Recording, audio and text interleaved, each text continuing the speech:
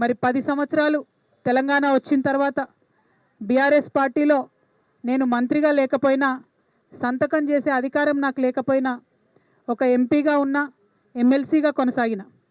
ఆనాడు చాలా సందర్భాలలో మిగతా అమరవీరుల కుటుంబాలకు ఎవరికైతే డబ్బులు అందలేదో వారికి ఇంకో రూపంగా డబ్బులు ఇవ్వాలని అంతర్గత వేదికల మీద అనేక సందర్భాల్లో నేను చెప్పడం జరిగింది.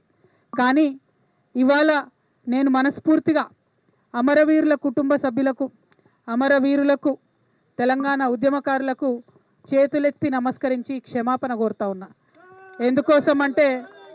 ఎందుకోసమంటే ఆనాడు నేను మీకోసం కొట్లాడినా కానీ ఇంకా గట్టిగా కొట్లాడేది ఉంటుంది, సాధించుకునే వరకు మీకోసం కొట్లాడేది.